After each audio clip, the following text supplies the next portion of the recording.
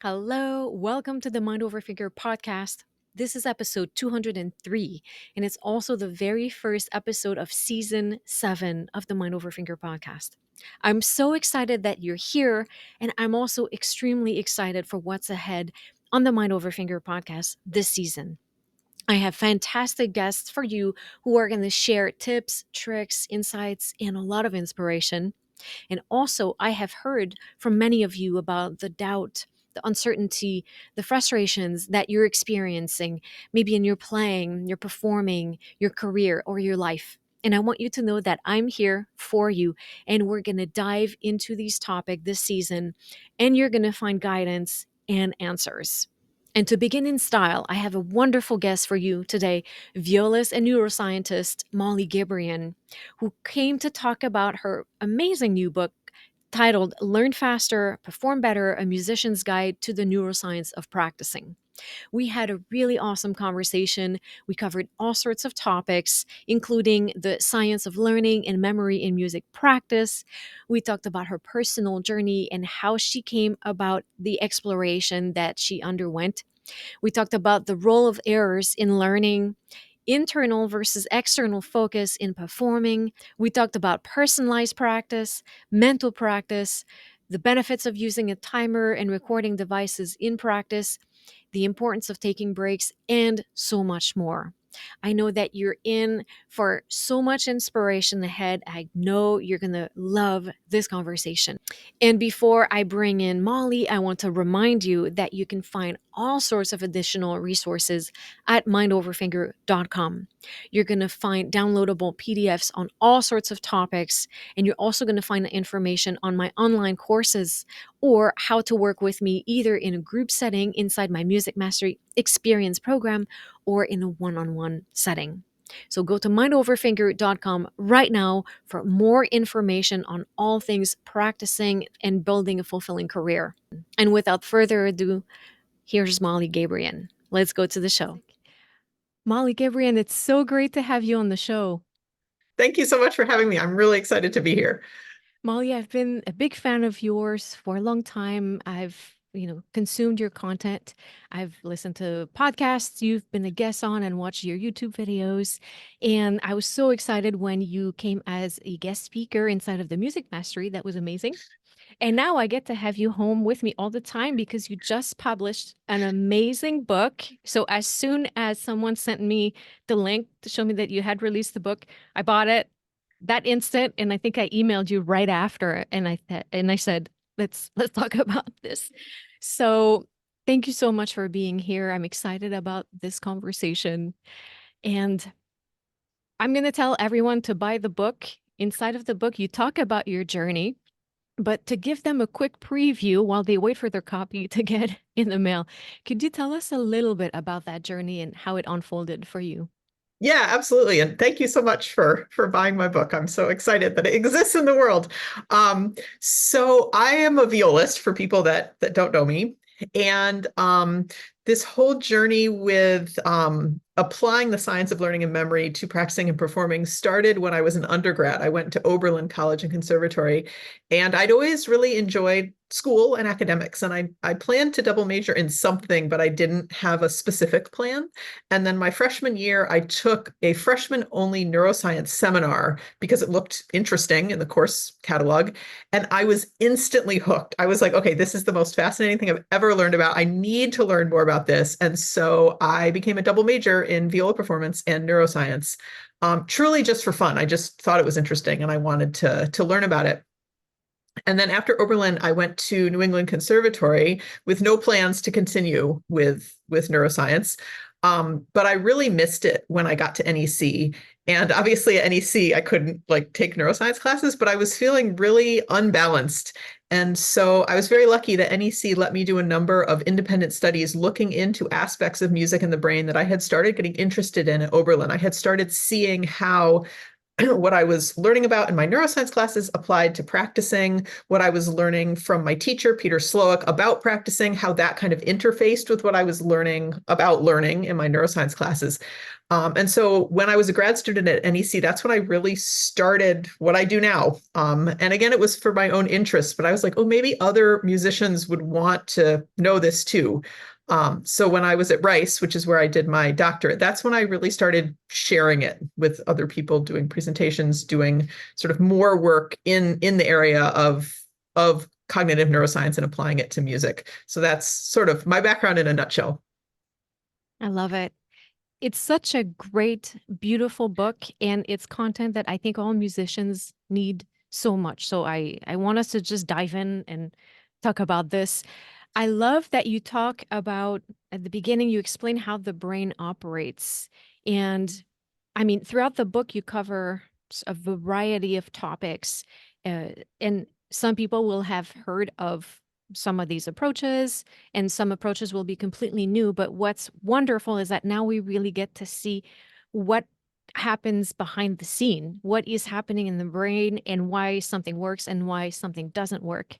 Um, and one of the first thing that you cover after the way that the brain operates are some of the misconceptions about practicing. Can you tell us a little bit about that, please? Sure, absolutely. I think most of us grow up not being taught how to practice, right? We're just told, oh, you need to practice more. And I think there's just a lot of sort of bad habits we fall into in practice because we don't know any better. It's not like we're trying to practice badly, right?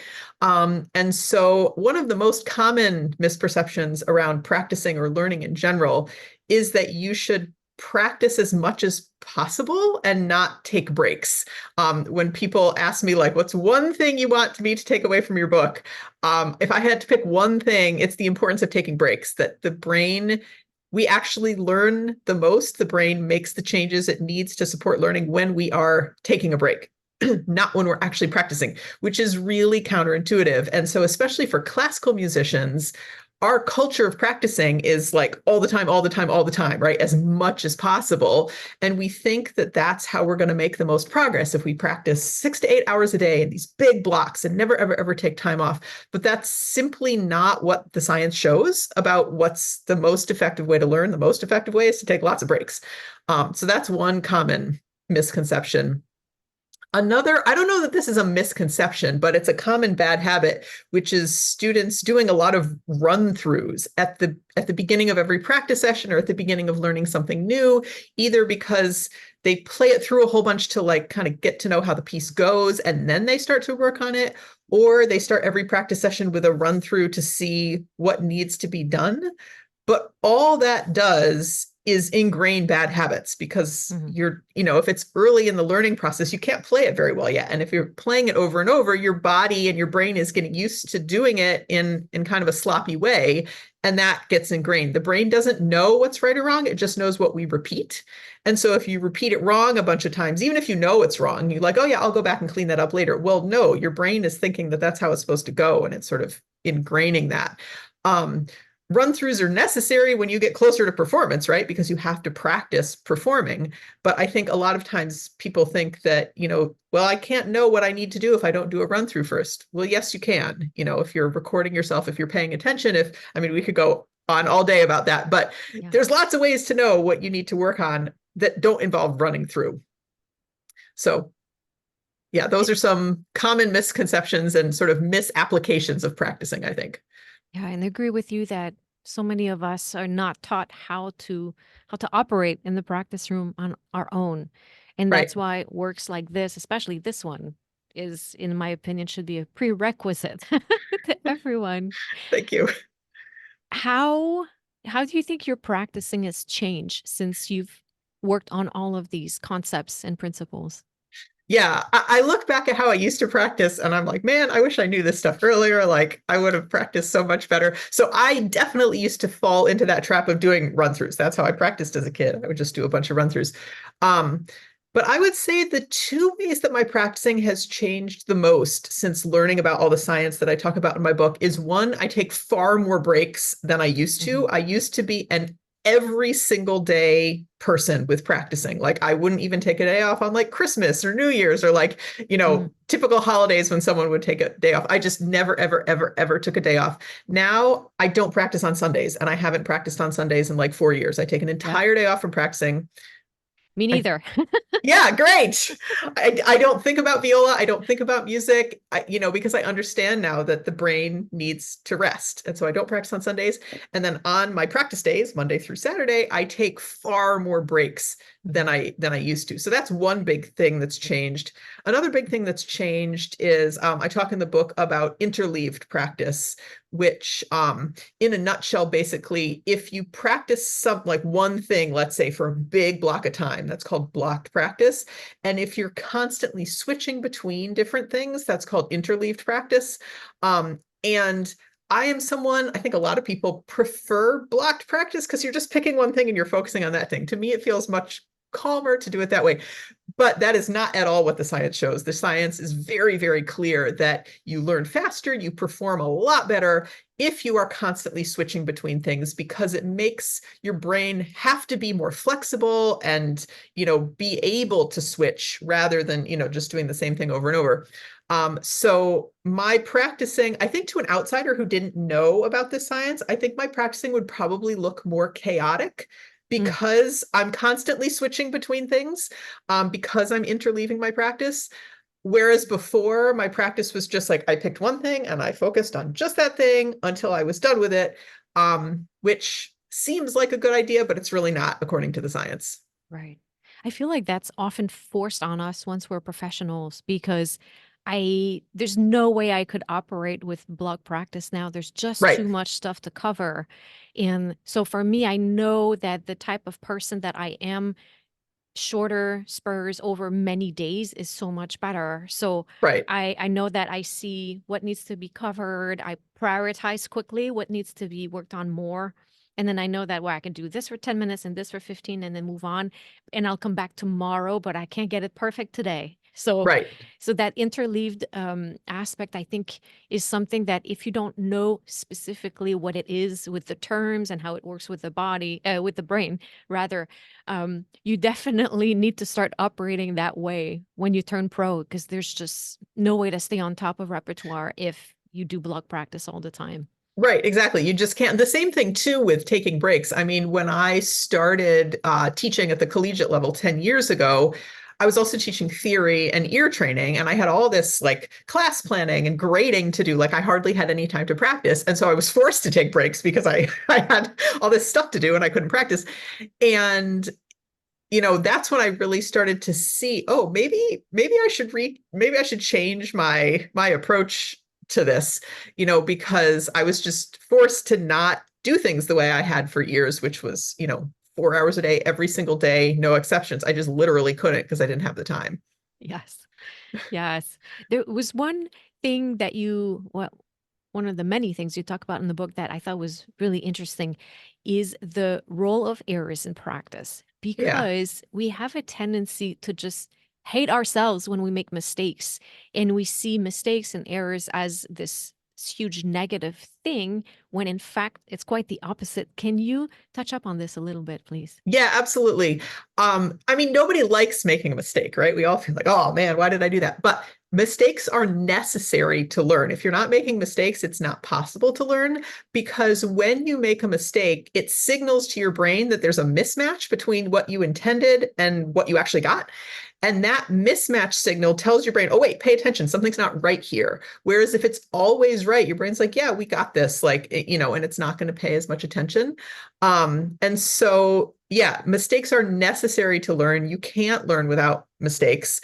Everybody makes mistakes, right? If you think about like little kids learning to walk for the first time, they don't just get up and walk perfectly, right? They fall down a bunch and they figure out how to walk. And that's the same for anything that we try to learn. And that feeling that comes with making a mistake, that feeling of frustration that doesn't feel good, I try to encourage my students to reframe that as the feeling of what learning is. When you Hmm. feel that frustration feeling, try to say to yourself, oh, wait, I'm learning right now. This is what learning feels like. And for me personally, that reframe has been really helpful. I remember, especially as an undergrad, I would get really frustrated and want to just break my viola. I was just like, I cannot play this. Like, this sounds terrible. What's wrong with me? Blah. And I was just so frustrated. Now, when I feel that feeling, I'm like, oh, wait, I'm really learning something right now because I'm stuck and I can't get this. And this is what learning feels like. I need to keep working through this and I'll come out the other side and then I'll be able to do it. And it really helps me get through those moments of, man, why can't I do this the way I want to? Mhm. That's one of the things I love about the book is that reframing that you just talked about, because with my clients, we talk so much about the impact of our thoughts on, how we're feeling and the things that we're doing. You and I were just talking about this before I hit record. And this type of paradigm shift of seeing mistakes as something that is helpful rather than something that signifies that you're doing something wrong completely transforms the learning experience. And that's one of my favorite things about the book is that it provides us with the opportunity to start understanding the mechanisms and then change the way we see various aspects of the practice. Yeah, I love that. Thank you. I'm glad that really resonated with you because I think it's so easy for sort of negativity and self-blame and self-judgment to come into the practice room, right? And when we can't do things the way we want, it's so easy for us to attack ourselves and be like, well, what's wrong with me? I must be a terrible musician. I must be a terrible blah, blah, blah. And if you can see mistakes as just information and it's not anything about you, right? Everybody makes mistakes. It's just information about what you haven't solved yet. And we get frustrated because we love the music we're playing, right? We want Mm. to be able to play. Well, we wouldn't be here if we didn't love the music, right? And so when something doesn't go well, trying to view it as just information like, oh, wow, that's really interesting. My bow is not doing what I want there. And I don't like the sound I'm getting. Maybe I'll try something else. Let's try this and see if it gets me closer to the sound. Oh no, that got me further away. Okay, let's try this other thing, right? And so it's just information to help you get where you're going rather than, oh, I'm a terrible violist because I can't control my bow. Right. Yes. 100%. One of the concepts that you talk about in the book that it was the first time I hear about it, and I was really excited because I've experienced this. And now that I'm cognizant of it, and for me, it's very excited, is that idea of focus, the internal versus external Hmm. focus. I love it. Please tell a little bit about this. Sure, absolutely. So this research, when I first encountered it, was kind of mind-blowing to me. I was like, it totally turned things on my head. So just to summarize what this area of research was discovered by a research psychologist named Gabrielle Wolf, and I'll tell her story because I think it kind of illustrates what the research is. So she apparently back in the 1990s wanted to learn how to windsurf. And so and this was in the 90s, like you could go watch on YouTube or whatever. And so she bought like books and things to read. And so she read about how to windsurf. And then she got out on the water and she knew like she was supposed to do this with her legs and this with her arms. I know nothing about windsurfing. So, but Me she neither. knew it. She knew what she was supposed to be doing with her body because she'd read about it. And she was trying to do what she was supposed to do, but it was not working. And she was getting really, really frustrated. And she just decided after a certain point, she's like, maybe I should just focus on what I want the board to be doing rather than, okay, do this with my legs, do this with my arms. And she reports that instantly she could do it. And she was like, wow, that's really weird because I've been out here trying for however long she was out there, wasn't working. All I did was change my focus from what my body was supposed to do to what I wanted the board to do, something outside her body. And so she wondered if it was just something unique to her or whether this was a more sort of general phenomenon. She's like, well, I'm a research psychologist. I have a lab. I can test this. And so since the 1990s, there have been, gosh, probably thousands of studies at this point looking at this question of when people perform skills, do they do a better job if they're focusing on the particulars of what their bodies have to do, or if they focus on something outside the body or the effect they want their action to have. So for us as musicians, an example of this might be like focusing very specifically on the exact way the arm is going to move, for a string player with your bow arm or something like that, versus focusing on like the feeling of the hair on the string or the sound you want or something like that, something that doesn't involve focusing on the specific movement of the body parts. And what the research shows over and over is that people are much more successful at performing things when they're thinking of something outside their body rather than controlling specific body parts in terms of do this, do this, do this. It was when I first started reading this research, I was like, what? That can't be right. But the more I read it, I was like, okay, well, this research all agrees. Like everything they've studied this in musicians, but also so many different sports, and it all comes out exactly the same. So clearly there's something there. Um, I found in my own playing and teaching that it's definitely true, and it's really powerful, and it helps. I think a lot of times musicians talk about, oh, I was too much in my head when I Hmm. was playing, and I think a lot of times that can be kind of micromanaging the physical aspect of playing. Yeah. And a way to get out of your head, like literally, is to think of something outside your body, the effect you want, or your musical instrument. Um, and yeah, you'll play better. It was so great when I was reading this passage, and it makes me think of, for example, sometimes when I talk to students about bow contact Mhm. and myself too, if I focus on, I tell them to tickle the inner core of the string. Mm, Like imagining that with the bow, they're tickling the inner core of the string. yeah, And I know that if I think that also, it happens better. I don't know yeah, exactly what I am doing, but I know right, for a fact that I'm not overthinking anymore about right. what I'm doing.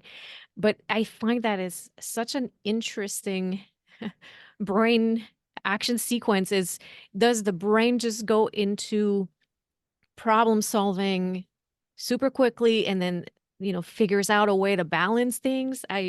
You've got to explain that to me. Right, exactly. I mean, what they've found, so the hypothesis in the research on this external versus internal focus is that when someone's focusing on something outside the body, it allows the sort of muscle memory system that we call it as musicians to self-coordinate. And Hmm. the muscle memory system is largely outside of conscious control. Like when you walk, for instance, you're not thinking about every single muscle movement. Or when you talk, you're not thinking about how your tongue and lips are moving. You're just talking, Yeah. right? And if you try to think about that, like if you try to think about how to walk suddenly, you're like, oh my gosh, I don't know how to walk, right? And you feel like you're going to trip and fall over and you feel really uncoordinated. But if you don't think about it and you just walk around, your body coordinates itself and you're fine. And so that's the same thing that happens in playing when I love your analogy of tickling the inner core of the string. When you think about that, you leave your body free to coordinate itself to make that happen.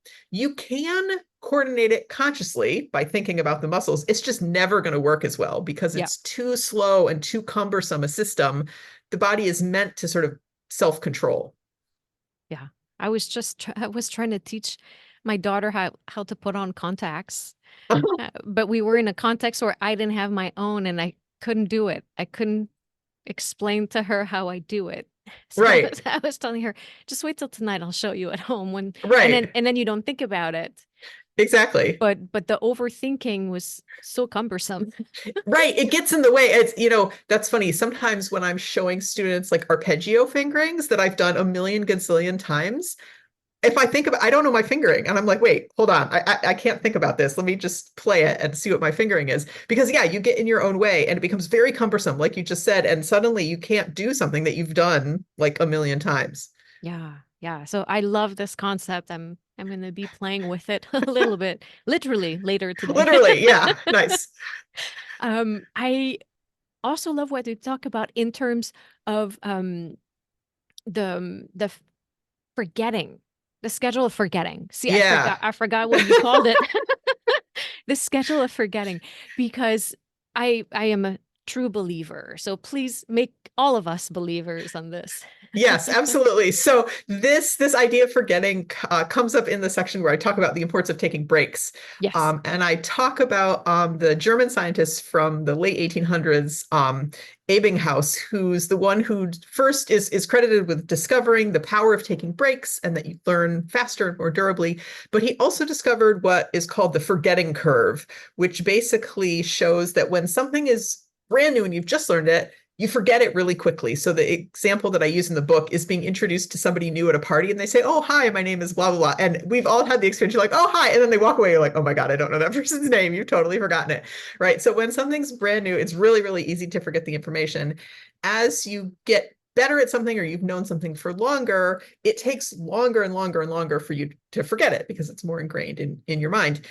And what Ebbinghaus discovered is that if we can take a break that's long enough to almost forget something, but not quite, and then we remind ourselves, then it really cements it in our memory better than if we're reminded too soon or too late, but especially too soon. And I think that all of us in our practicing, we err on the side of, well, either no breaks or breaks that are too short because we're afraid that, oh my gosh, if I take X amount of time off from this, I'm going to forget how to play it, and then I'm not going to be prepared, and blah, blah, blah. But actually, what the research shows is if you allow yourself to forget, that is a good thing. And then if you remind yourself, like right when you're about to forget, then you'll remember it better and you'll be able to play it better. Yeah. I think it's so true. It's that first step of learning is forgetting. Right. Yeah. Right. So you can be reminded. Exactly.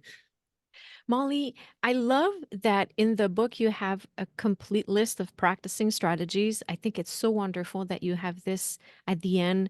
I know that you have it in your website, on your Mhm. website as well. Um, and one of the things I was thinking when I was reading the book is the fact that when we understand the mechanisms, then we can start to implement all of these, these tips that you provide. Mhm. Then people from understanding it from beyond just following an instruction, Right. and people can really personalize it a lot more to their own needs, their own situation, really start to tailor their own practice and become very intentional about it.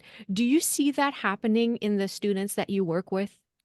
Yeah, that's a great point. Sometimes people ask me, they're like, okay, give me the perfect schedule for practicing. Just tell me what to do and I'll follow it. And I'm like, that kind of misunderstands the point of practice. Practice is problem solving, and you don't know what problems you're going to have to solve until you get to them.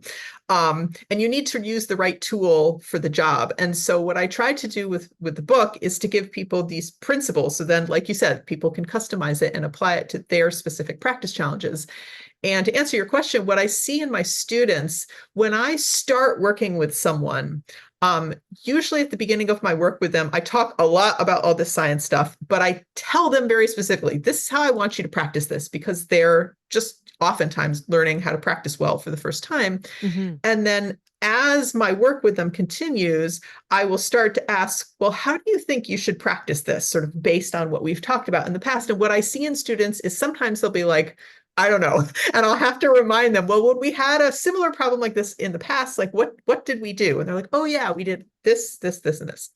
And then as they get more advanced, both in terms of their playing, but more so in terms of their understanding of how to practice, it gets to the point where I can say to a student, okay, how are you going to practice this? And they'll give me sort of a rundown of, I'm going to do this, and then I'm going to do this. And if this doesn't work, I'll try this, and then I'll try this. And I'll be like, yep, great. That's exactly what I would do. Go practice.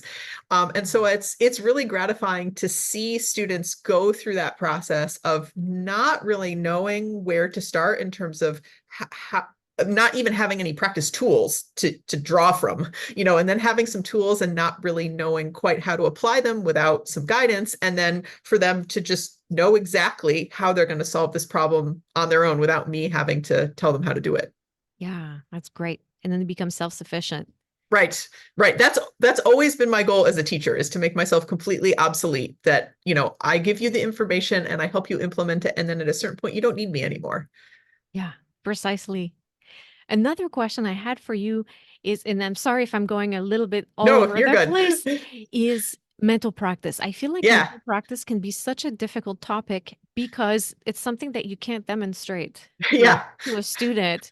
And sometimes it can be difficult to find the words to express what your own experience with mental practice is. Can you touch on that topic a little bit? Yes, absolutely. So I am such a huge fan of mental practice, like to the point that in grad school, I talked about it so much in studio class when we'd give each other like feedback that people would just like make fun of me, like, affectionately, but make fun of me that I was always talking about mental practice.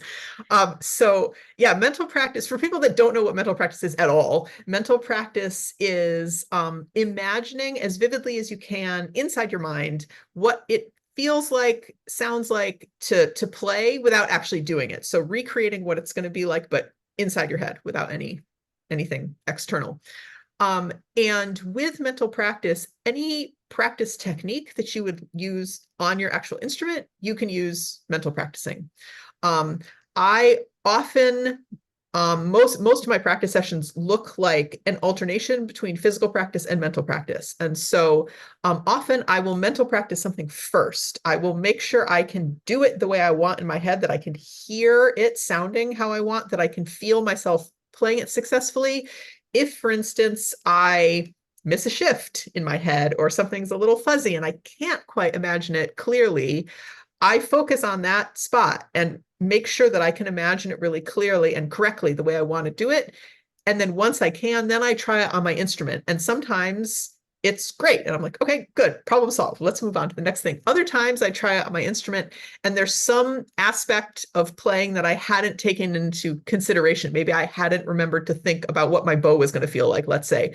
And I play it and I'm kind of surprised that, oh, right, I have to really think about my string crossing there or something like that. And so then I'll mental Mhm. practice it again, taking that information into account, make sure I can really feel it, hear it the way I want it, and then I'll put it back on my instrument. So it's a really powerful way of practicing. The research is very clear that only doing physical practice is not nearly as effective as doing physical and mental practice, doing a combination of the two. So I really try to incorporate it into my practice all the time. Yes, it's very mind over finger. Right. Yes, it is. And what I like about this too, and that's something I was just thinking about as I was hearing you talk, is the fact that it's probably influenced too by the performance I had yesterday, where if something is not clear in our mind, Mhm. even if the body can execute it, let's say the eyes see notes on the page and the body can execute it, but you're in the middle of a performance and something is distracting and somehow you start to think about something. If the sequence of movements to play a passage are not clear in your mind and you get distracted physically, then the process to think in the moment is too slow. Right. So that really disturbs the flow of the performance. But if you've already created the pathway where your brain Right. understands it, Yeah. you can, of course, maybe get to a point you practice something, you play it without thinking, which would be, Mhm. let's say, finger over mind. Right. But if you skip that part where you understand what's going on in the moment, if you start to think, that's going to slow you down. Does that? Right. Yeah, no, exactly. I mean, we need to understand what we're doing and we need to be able to imagine it clearly in the moment of performance. Like you were just saying, if you think consciously about it, it's probably going to be too slow, like we were talking about with the external versus internal focus a minute ago. And you do want things to be automatic at that point. You do want your muscle memory to be automatic because it's going to be much quicker than your conscious mind. But the conscious mind has to be part of the process at some point. If it's not there and there's portions of the music that are really fuzzy in your mind and you don't really understand how they should feel or how they should sound or how they're working musically, if you then get disrupted in a performance by a distraction, like you were just saying, things are probably going to fall apart because it's not clear and it was really fragile. You were just able to get through it okay when there were no distractions going on. But if you have that really rich mental representation of what it is supposed to be, then if you get disrupted, it's fine because you have multiple sort of different layers of understanding, if that makes sense. Yes. Yeah, I call that having spare keys. Yeah, I love it. Spare keys. That's around perfect. around the Yeah. house. Yeah, that's great. Yes. I think that one of the things I see most commonly regarding mental practice is people think it should feel a certain way, and when they start to experiment with it, they're not quite sure how it works, so they give up.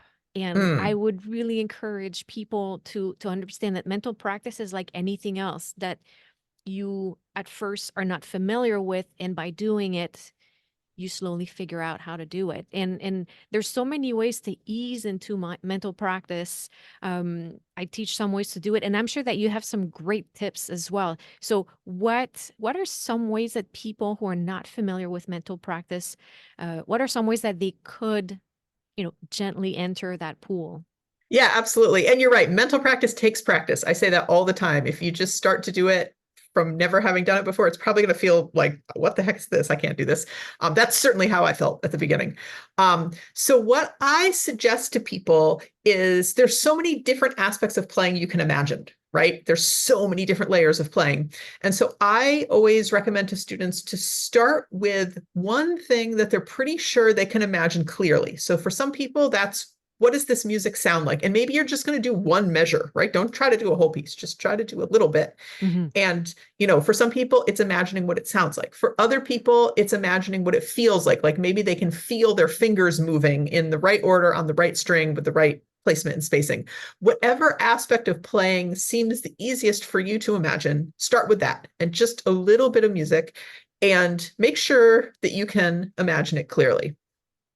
And then once that's fine, add something else. So maybe you started with what it sounds like, and now you're going to add in, maybe you could add another sound thing if you imagined the pitch. Maybe you're going to add in the quality of sound, or maybe you're going to imagine what it sounds like, and you're going to add in something physical. So you're going to add in what your fingers are doing.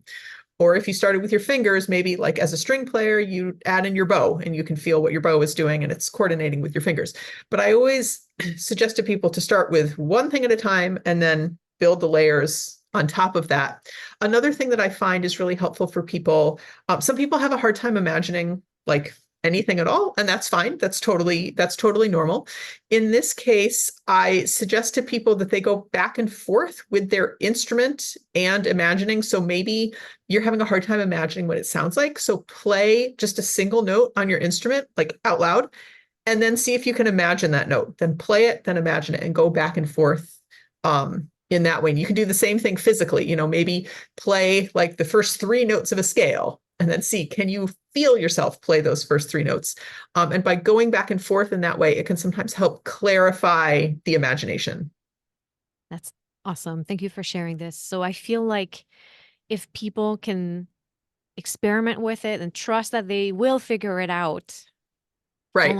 following your awesome tips, I feel like already it's going to facilitate this entry into mental practice. Absolutely. Yeah.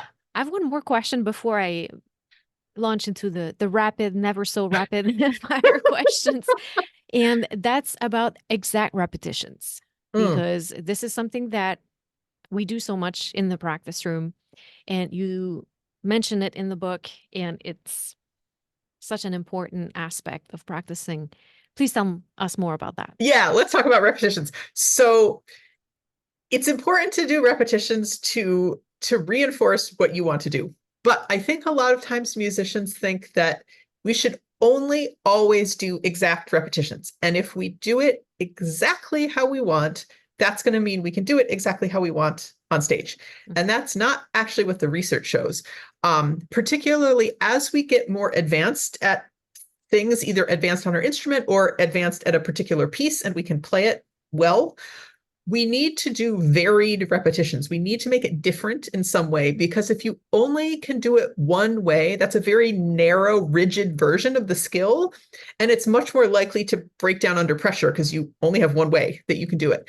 But if you do things in a variety of ways, it's a much broader version of the skill. It's a much more flexible version of the skill. And we all know as musicians in live performance, like stuff happens, right? Like you can never predict what's going to happen in a live performance. And you may be forced to do it some way you don't want to because of who knows what, right? But if you've practiced in lots of different ways, then it's much easier to adapt in a performance situation. So examples of this, sometimes it's confusing to know, well, what does this actually look like in the practice room? And in the book, I have a whole bunch of examples of different ways that you can do what's called variable practice. One of my hands down favorite ways is and I do this even with like solidifying shifts, not just like, musical things, but is to play whatever it is I'm working on with a variety of different emotional intentions. And so, for instance, if a given passage is supposed to be happy, to use a very simple example, I will, even if I'm solidifying a shift, I'll play, the little bit with the shift I'm trying to solidify, trying to make it sound like as happy as I can. And then on my next repetition, maybe I'll try to make it sound sad or something like completely different from happy. And if I'm working on a shift, yes, I have to get the shift in tune, but it's embedded in a larger context of a different emotional intention. And so it is going to be a little different every time, right? I'm going to change my vibrato. I'm going to change how I'm using my bow or my articulation. And that changes how the shift feels, even though I'm going to the same place every Right. time. And therefore, the skill becomes more flexible. Yes. So the encoding is more complex. Exactly. Yeah. The coding is more complex. And the way I like to think about it is, like if you only do something one way, it's like standing in a little tiny circle. And if you take even one step to the side, you've stepped outside the circle, and that's like unknown danger zone. But if Right. you practice in a variety of ways, you have this huge circle around you, and you can take lots of steps before you get into the danger zone of it not working well for you. And that's what we want when we perform, right? We don't want to feel like we're on a tightrope. And if you take one step to the side, oh my gosh, disaster. You want to feel like you have a large space in which you can work and feel comfortable. I love this analogy. I think that really paints a vivid picture That's of good. that. Yeah, thank you so much. So, Molly, I could keep you here all day, but I want to be respectful of your time. So, how about a round of rapid fire Sounds questions? good. I'll try to be as succinct as I can. Molly, I would like to know if there's a thought or a belief that has either changed your life or a thought or belief that support you. Yeah, absolutely. I was thinking about this before the podcast. I would say the biggest one for me is that there is nothing more important than your health and well-being. That Mm, taking care of your health and well-being is more important than literally anything else because it supports absolutely everything we do. And that guides my practicing, that guides my whole life. And so if I had to pick one thing, it would be that my health and well-being must come first at all times. that's very important. We talked about all sorts of tips to make practicing efficient. Now, do you have one to make practicing more fun and more enjoyable for yourself? Yes. Well, okay. So I would say I mean, to beside the fact that practicing well is so fun in right, itself. Yes, exactly. yes, yes. Yeah. Yeah. Granted.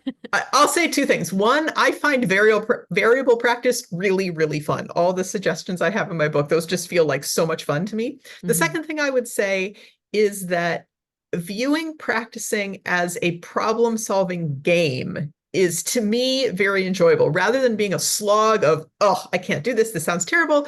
That it's a game to solve these problems, then you approach it with curiosity and openness rather than frustration. Yeah. So, Once again, it's about the perspective, the right, paradigm through which we see. Yes, I love that. exactly. What is a skill do you think young musicians studying today should acquire in addition to learning to play their instrument and in addition to learning how to practice? Yeah, I think that every human should be taught how their brain works and how we learn. We spend our lives learning things, right? And if we all understood how our brains actually take in and process information, there would be a lot less, yeah, I don't know. There would be a lot less frustration and there would be a lot less people feeling like, oh, I can't do this. I'm not cut out for this. No, it has nothing to do with that. Yeah, 100% agree. Do you have a favorite tool in the practice room? Um, I would two things. One, a timer. I'm such a big fan of timers. And two, my recording device, because I am always recording myself, listening back, assessing what I hear, and going back and forth. So yeah, timer, recording device. Just want to share this. Here's my timer right there. Nice. Always close by. Yep. And then finally, how about a quick actionable tip that the listeners could implement today in their musical lives or their life in general? Take a break. Mm, When you don't want to, when you feel like, oh, I need to get this done, stop. Take a break for 5 minutes. Go get a sip of water, walk around, and come back. I love that. I even started scheduling, a rest time in my Yeah, calendar to make sure good. that every day there is at least some space to catch my Yeah, that's breath good. and Yeah, close my that's really eyes. And good. yeah, Yeah. this is a great tip. Molly, I can't thank you enough for coming on the show, sharing all of this awesome information. And anyone who's listening, I'm telling you, you need to buy this book. You need to buy a copy for all of your students, all your friends. It's such a beautiful, in French, we say the word ouvrage. I love this term for a book. It's such a beautiful work, very comprehensive, exhaustive, and all of the graphs are so clear.